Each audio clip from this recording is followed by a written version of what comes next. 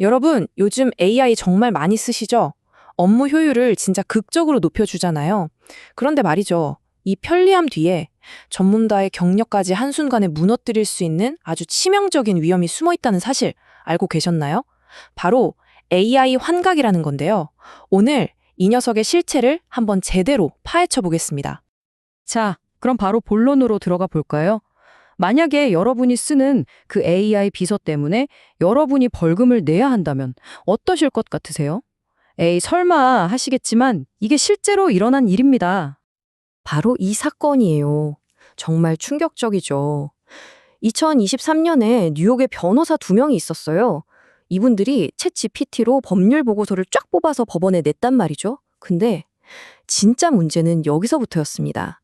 보고서에 인용된 판례가 그것도 6건이 넘는 판례가 전부 AI가 지어낸 이 세상에 아예 존재하지도 않는 가짜였던 거예요. 결국 어떻게 됐을까요? 네, 5,000달러, 우리 돈으로 600만 원이 훌쩍 넘는 벌금을 물게 됐습니다. 당시 판결을 내렸던 케빈 카스텔 판사의 말을 한번 들어보세요. 정말 날카롭습니다. 그들의 행동은 법조계와 미국 사법 시스템에 대한 냉소주의를 조장했다. AI가 주도하는 부주의함을 막기 위해 제재가 필요하다라고요. 여러분, 이게 단순히 돈 5,000달러의 문제가 아니라는 걸 아시겠죠? 전문가로서 쌓아온 평판과 신뢰가 한순간에 무너질 수 있는 정말 심각한 문제인 겁니다.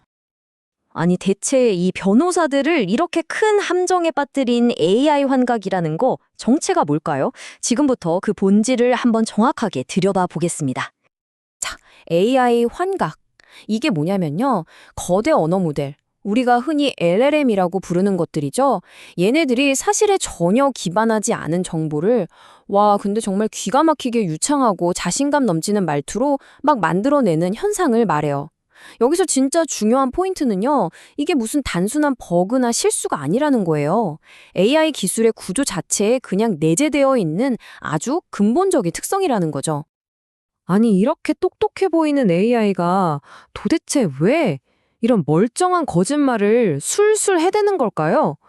그 이유를 알려면요. AI가 어떻게 생각하고 말하는지 그 속을 좀 깊숙이 들여다봐야 합니다. 자, 이걸 보시면 이해가 확 되실 거예요. AI는요, 우리가 생각하는 것처럼 사실을 아는 지식 모델이 아니에요. 그보다는 말을 아주 그럴듯하게 잘하는 확률 모델에 가깝습니다. 이게 무슨 말이냐면 AI의 목표는 진실을 말하는 게 아니에요. 그죠? 지금 이 단어 다음에 나올 가장 그럴듯한, 가장 자연스러운 다음 단어를 예측해서 문장을 매끄럽게 완성하는 게 목표인 거죠.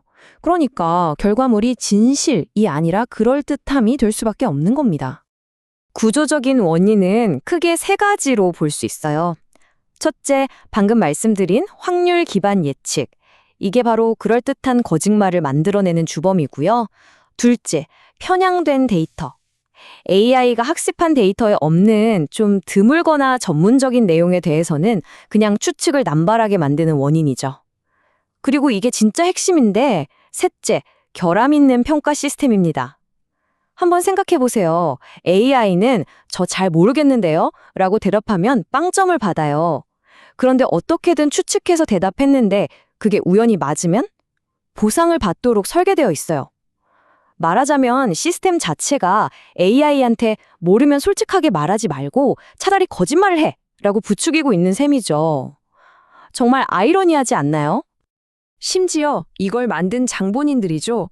바로 그 오픈 AI 연구진들조차 스스로 인정했어요. 이 환각 문제가 모든 거대 언어 모델에 있어서 근본적인 과제로 남을 것이라고요.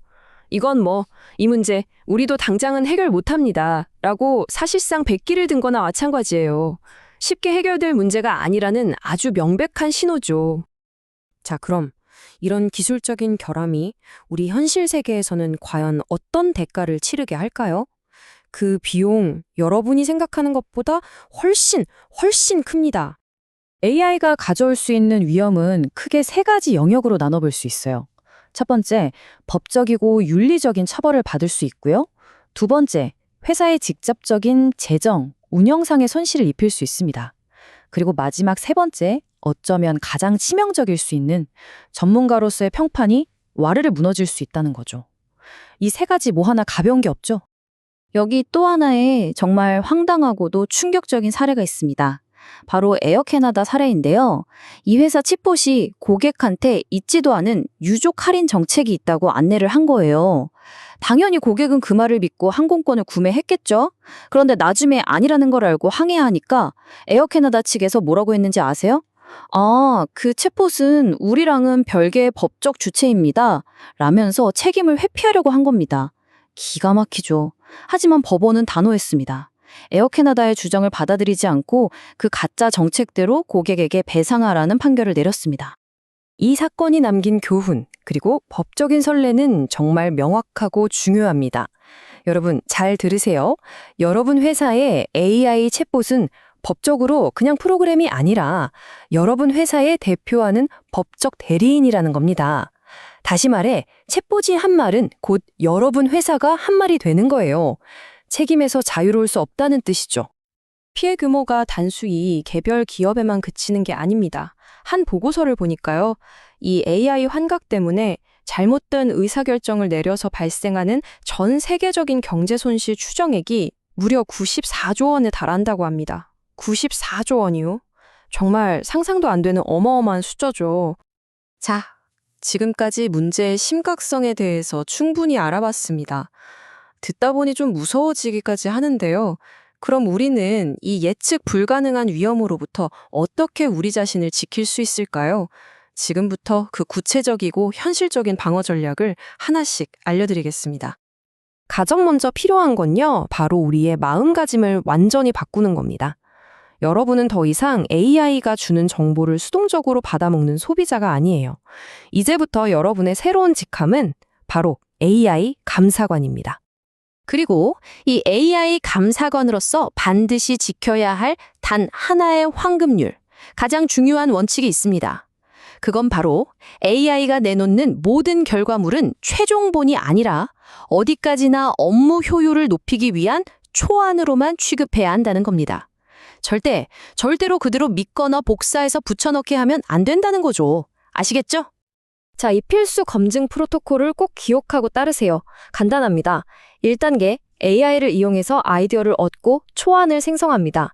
2단계, 초안에 있는 모든 숫자, 이름, 주장 같은 사실들을 여러분이 직접 독립적으로 다시 확인합니다.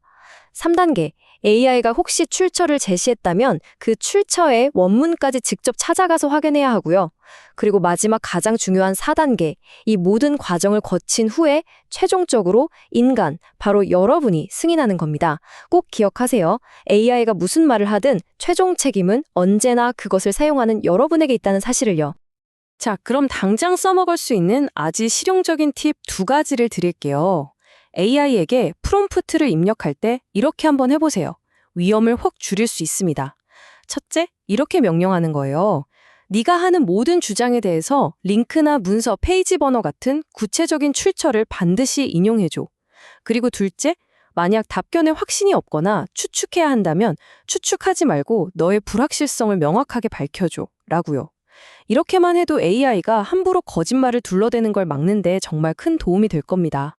AI는 의심할 여지 없이 정말 강력한 도구입니다.